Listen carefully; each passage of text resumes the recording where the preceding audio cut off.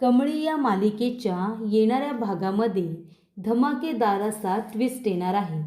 तर प्रेक्षकांनो, रस्त्यावरील CCTV footage आणि आजोबांनी दिलेला जबाब यामुळे कामिनीचा गुन्हा सिद्ध झालेला असतो।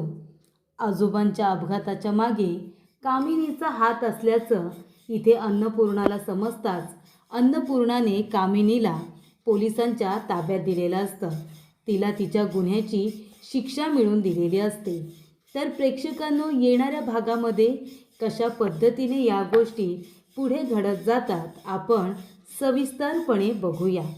तर प्रेक्षकांनो, इथे आता आजोबा हे बरे होत आहेत हे आता कामिनीला समजलेलं असतं आणि आजोबा जर बरे झाले, बोलायला लागले, तर कामिनीने आत्तापर्यंत केलेल्या गुन्ह्याची सगळी आता यादी आजोबांकडे असते।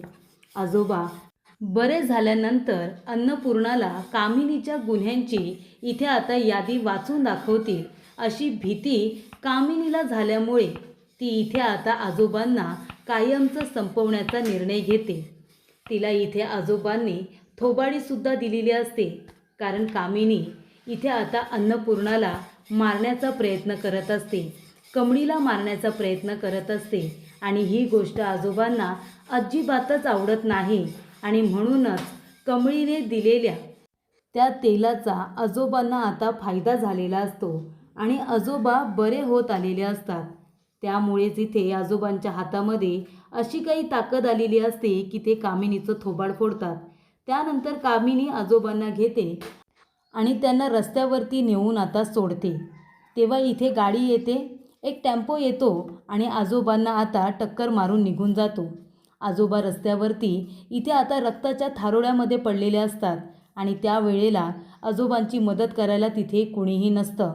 त्यानंतर इथे कामिनीच्या प्लॅननुसार इथे त्यांच्या इथे काम करणारा नोकर सुबोध हा त्यांना आता हॉस्पिटलला घेऊन जातो आणि तिथून आता फोन करून सांगतो की आजोबांची तब्येत खूपच जास्त क्रिटिकल आहे, त्यांचा अपघात झालेला आहे आणि ही गोष्ट अन्नपूर्णाला समजू नये म्हणून रागिणीने तिला आता गुंगीची गोळी देऊन तिला आता बेशुद्ध करून ठेवलेलं असतं। त्यामुळे आजोबा रात्रभर कुठे आहेत हे आता कुणालाही माहिती नसतं। त्यामुळे इथे सत्य समजल्यानंतर आता अन्नपूर्णा राजन हे हॉस्पिटलमध्येच बसून असतात। इथे आता कामिनीने सांगितल्याप्रमाणे हॉस्पिटलमध्ये येऊन अनिका आजोबांचा मास्क काढून मारण्याचा प्रयत्न करत असते, पण त्यावेळेला राजन काका तिथे येतात आणि अनिकाला आणि रागिणीला तिथून आता बाहेर जायला सांगतात। आजोबांना ICUमध्ये जास्त वेळ येऊन कुणीच भेटायचं नाही असं सांगितल्यामुळे आजोबांचं एकदा राजन काकांनी अनिकाच्या तावडीतून जीव वाचवलेला असतो। पण इथे आता कामिनीने रागिणीला सांगितलेलं असतं की काहीही कर, पण त्या म्हाताऱ्याचा आता इथे कायमचा आता जीव घे, तो म्हातारा जगला नाही पाहिजे, नाहीतर त्याच्याबरोबर मी जे जे काही केलं आहे ना ते सगळं आता तो सगळ्यांना सांगेल, तेव्हा तिथे जे काही घडलं आहे हे आता तू निस्तरायचं असं सांगितलेलं असतं। तेव्हा रागिणीला टेन्शन आलेलं असतं की स्वतःही लपून बसले आता आणि आता इथलं सगळं प्रकरण मला निस्तरायला सांगते, मला हे काही आता जमणार नाही, मी एकटी काय करू। आणि अनिका तर आता बॅग फुटला जाते, कारण तिला वाटत असतं की माझ्या ग्रॅनी आजीचे जे काही प्लॅन्स आहेत ना ते सगळे फालतू आहेत, ती फक्त इथे फ्लॉप प्लॅन बनवते, त्यामुळे ती काही त्या प्रकरणामध्ये पडत नाही।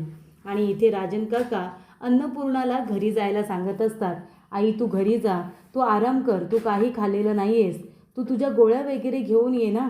तेव्हा इथे अन्नपूर्णा म्हणते की हे हॉस्पिटलमध्ये असताना मी कशाला घरी जाऊ, मी आता घरी जाणार नाही आहे। तेव्हा इथे राजन काका म्हणतात की मी आहे ना, मी बाबांजवळ आहे, मी काळजी घेईन त्यांची।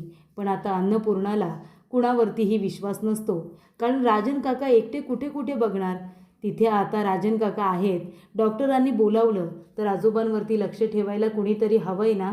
आणि एका बाजूला इथे कमळीच्या इथे आता खूपच मोठा गोंधळ झालेला असतो, कारण कमळीला आपले आजोबा गेल्याचं समजलेलं असतं, ती पूर्णपणे खचून गेलेली असते आणि तरीसुद्धा प्रेक्षकांनो इथे आता ऋषी जातो आणि त्या धक्क्यातून कमळीला बाहेर काढण्याचा प्रयत्न करतो आणि त्याच वेळेला कमळीला समजतं की आजोबासुद्धा क्रिटिकल कंडिशनमध्ये हॉस्पिटलमध्ये आहेत आणि त्यावेळेला कमळीला जेव्हा ही गोष्ट ऋषीकडून समजते ना प्रेक्षकांनो, ती सगळं काही सोडून आता मुंबईमध्ये परत येते, कारण तिने तिच्या एका आजोबांना गमावलेलं असतं, पण तिला आता तिच्या दुसऱ्या आजोबांना गमवायचं नसतं.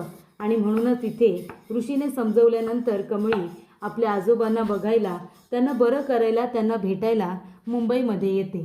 तिथे आल्यानंतर आजोबांची कंडिशन बघितल्यानंतर तिला खूप वाईट वाटतं. ती म्हणते की मला सांगितलं का नाही. तेव्हा अन्नपूर्णा म्हणते, कमळी बाळा, अगं इतक्या दिवसानंतर तू तुझ्या आबांना, आईला भेटायला जात होतीस 1 वर्षानंतर, आणि जर मी तुला सांगितलं असतं आजोबांची कंडिशन क्रिटिकल आहे तर तू गेली नसतीस ना. तेव्हा इथे कमळी म्हणते की काय झालं उपयोग जाऊन, माझे आजोबा मला सोडून गेले. तेव्हा इथे अन्नपूर्णाला खूप मोठा धक्का बसतो आणि राजनला सुद्धा. तेव्हा इथे अन्नपूर्णा कमळीला मिठी मारते आणि तिला आता सावरून घेते. तिला म्हणते की तुझे ते आजोबा नसतील पण तरीसुद्धा त्यांचे संस्कार तुझ्यावरती आहेत, तुझ्याजवळ त्यांच्या आठवणी आहेत ना, आणि तुझ्या आजी आजोबा आहेत हे तू विसरलीस का, मी आणि हे आहेत ना तुझ्याबरोबर. तेव्हा कमळी म्हणते, म्हणून तर मी आली आहे ना माझ्या आजोबांना बरं करण्यासाठी. आणि तेव्हा ती म्हणते की आजोबांची ही अवस्था कशी झाली.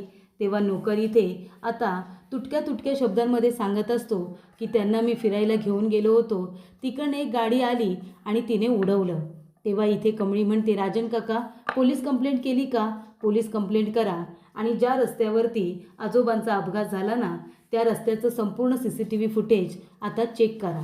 त्यामुळे प्रेक्षकांनो इथे आता तो नोकर पूर्णपणे घाबरून गेलेला असतो. कामिनी तर आता इतकी टेन्शनमध्ये आलेली असते कारण कमळी ही परत आलेली असते आणि कमळी या सगळ्या घटनेचा तपास करणार हे तिला बरोबर माहिती असतं. आणि त्याचमुळे इथे पोलीस कंप्लेंट केल्यानंतर नेमका तो टेम्पो कुठला होता, कशा पद्धतीने उडवलं, चूक कुणाची होती, हे सगळं पडताळून बघितलं पाहिजे ना. तेव्हा इथे CCTV फुटेज आता त्या रस्त्याला जेवढे असतात ना तेवढे चेक केले जातात. आणि जेव्हा इथे CCTV फुटेज समोर येतं तेव्हा इथे सत्याचा उलगडा झालेला असतो. प्रेक्षकांनो CCTV फुटेज हाती लागल्यानंतर इथे आता इन्स्पेक्टर ते फुटेज घेऊन आता राजन काकांपर्यंत पोचलेले असतात. आणि त्याचबरोबर इथे आता आजोबांना सुद्धा शुद्ध आलेली असते. आजोबांना शुद्ध आल्यानंतर इथे आता कामिनी, रागिनी आणि अनिका या तिघीजणीसुद्धा तिथे आलेल्या असतात. कामिनीला माहिती नव्हतं की इथे कमळीने CCTV फुटेज चेक करायला सांगितलेलं आहे. त्यामुळे कामिनीचे दिवससुद्धा प्रेक्षकांना आता भरलेले असतात. तिलासुद्धा तिच्या गुन्ह्याची शिक्षा ही लवकरच मिळणार असते. कारण का तर इथे कमळीने खूप मोठी गोष्ट शोधून काढायला सांगितलेली असते. आणि तेव्हा प्रेक्षकांनो इथे आता इन्स्पेक्टर साहेब जरी पण फुटेज घेऊन आलेले असतात तरीसुद्धा त्यांना आजोबांचा कबुली जबाब घ्यायचा असतो. आणि कबुली जबाब घेण्यासाठी आता इन्स्पेक्टर त्या ठिकाणी आलेले असतात आणि ते आजोबांना विचारतात की आजोबा तुम्ही ठीक आहात ना, आता तुम्ही आम्हाला सांगा की तुमचा अपघात कसा काय झाला, तुमचा अपघात झाला की कुणीतरी मुद्दामून तुम्हाला तिथे नेलं होतं, सांगा बरं तुम्ही इथे. तेव्हा इथे आबा आपला हात आता वरती करतात आणि आजोबा आता बोट हे कामिनीकडे करतात. कामिनी लपण्याचा प्रयत्न करत असते. अन्नपूर्णाच्या सगळं काही लक्षात येतं. अन्नपूर्णा म्हणते, कामिनीने केले हे सगळं, खरं खरं बोला. तेव्हा आजोबा मान हलवतात आणि म्हणतात, हो हे सगळं कामिनीने केलेलं आहे. त्यामुळे अन्नपूर्णाला आधीच संशय असतो की आजोबा एकटे तिकडे जातीलच कसे. त्यामुळे इथे हे कारस्थान नक्कीच कुणाचं तरी आहे हे समजल्यानंतर अन्नपूर्णाने आजोबांसमोर कामिनीचंच नाव पटकन घेतलेलं असतं. कामिनी खोटं बोलत असते. अगं वहिनी हे काय बोलतेस तू, अगं मी माझ्या भावाला, सख्ख्या भावाला मी मारेन असं वाटलं का गं तुला, मी असं का करेन सांग बरं तू. इथे आहे ना वहिनी, अगं दादाला वेगळं काहीतरी बोलायचं आहे. ह्या कमळीने केलं असेल हे सगळं, तिला तुझ्या नजरेमध्ये चांगलं बनायचं असतं ना म्हणून तिनेच केलं असेल. तेव्हा इथे इन्स्पेक्टर साहेब म्हणतात, हे बघा तुम्ही कुणावरतीही आरोप करू नका, आम्ही CCTV फुटेज इथे घेऊन आलो आहे. तेव्हा इथे आता कामिनी घाबरते. ती म्हणते CCTV फुटेज. तेव्हा राजन म्हणतो, हो आत्या, ज्या रस्त्यावरती बाबांचा अपघात झाला ना त्या संपूर्ण रस्त्याचं CCTV फुटेज आम्ही चेक केलेलं आहे आणि ते आम्ही इथे मुद्दामूनच घेऊन आलो आहे. तुझ्यावरती नाव घेतल्यानंतर तू कांगावा करशील, तू काहीच नाही केलेस असं म्हणशील आणि पुरावे मागशील, तेव्हा तुला दाखवण्यासाठी आधीच आम्ही पुरावे घेऊन आलो आहे. तेव्हा कामिनी घाबरते. आपल्या मनामध्ये म्हणते, अरे देवा, जेव्हा मी हा कांड केला तेव्हा आजूबाजूला मी बघितलंसुद्धा नाही. रागाच्या भरामध्ये या थेरड्याला आणून रस्त्यामध्ये सोडलं आणि निघून गेले. पण तिथे दुकानाच्या बाहेर किंवा रस्त्यावरती कुठे CCTV कॅमेरे असतील या गोष्टीचा मी कधी विचारच नाही केला. तेव्हा इथे कामिनी म्हणते, आता मी फसते की काय? या फुटेजमध्ये जर मी दिसले ना तर माझी पूर्णपणे वाटच लागेल. आणि तेव्हा प्रेक्षकांनो, ते आता पेनड्राईव्ह जे आणलेलं असतं ते लॅपटॉपला अटॅच केलं जातं आणि ते पेनड्राईव्ह आता अटॅच केल्यानंतर तो व्हिडिओ जो बघितला जातो ज्याच्यामध्ये इथे आता कामिनी आजोबांची व्हीलचेअर घेऊन आता त्यांना रस्त्यावरती घेऊन येत असते. आजोबा खूप घाबरलेले असतात. तिला थांबवण्याचा देखील प्रयत्न करत असतात. पण कामिनीचं इथे आता कुणाकडेही लक्ष नसतं. तिचं फक्त ध्येय एकच की माझी कातडी कशी वाचणार, माझं सत्य कुणाला अजिबात कळू नये. आजोबा बरे झाले तर मी जे काही कारस्थानं आत्तापर्यंत केली आहेत ते जरी ते बोलत नसले तरी त्यांना माहिती असतात आणि त्यामुळे इथे आजोबा बरे झाल्यानंतर सगळं सगळ्यांना सांगतील आणि मग मला या घरातून बाहेर काढलं जाईल. मग मी स्वतःला कसं प्रोटेक्ट करू, स्वतःला कसं वाचवू, याकडे त्यांचं जास्त लक्ष असतं आणि त्याच्यामध्येच आजोबा फसलेले असतात. CCTV फुटेजमध्ये कामिनी आता फुटेजमध्ये दिसत असते आजोबांना घेऊन जाताना. त्यानंतर ते आजोबांना तिथे सोडते आणि त्यांना मरणाच्या दारामध्ये उभं करून ती सरळ तिथून निघून जाते. आणि जेव्हा आजोबांचा अपघात होतो आणि बराच तास ते तिथेच पडलेले असतात रक्ताच्या थारोळ्यामध्ये आणि नंतर तिथे त्यांच्या घरामध्ये काम करणारा सुबोध तिथे येतो.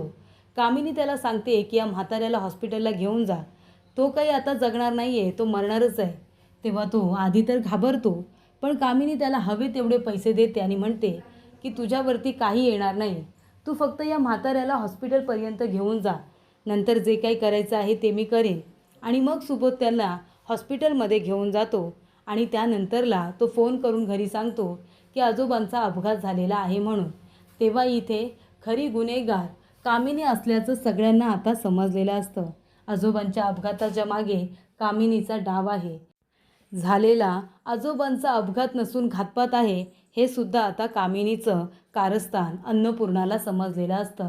इथे स्वतःच्याच भावाला मारण्याचा प्रयत्न केलास, लाज नाही वाटली तुला, असं अन्नपूर्णा विचारत तिच्या थोबाडीत देते.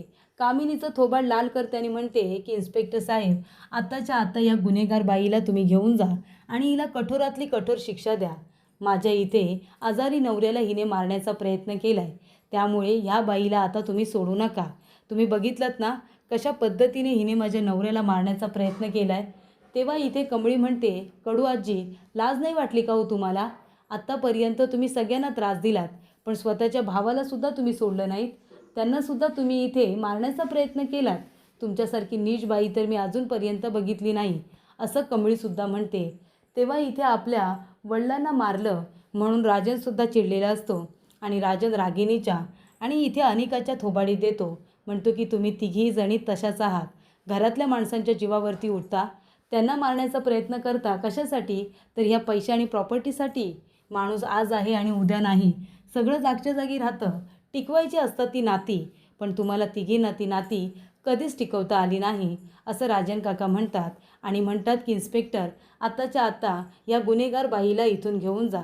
अशा रीतीने आजोबा शुद्धीवरती आल्या आल्या CCTV फुटेज तर बघितलं जातंच, पण आजोबांनी कामिनीकडे बोट करून दाखवलेलं असतं आणि ती गुन्हेगार आहे असं सुद्धा सांगितलेलं असतं. त्यामुळे अन्नपूर्णाने कामिनीला लगेचच पोलिसांच्या ताब्यात देत तिला तिच्या गुन्ह्याची शिक्षा ही आता मिळवून दिलेली असते.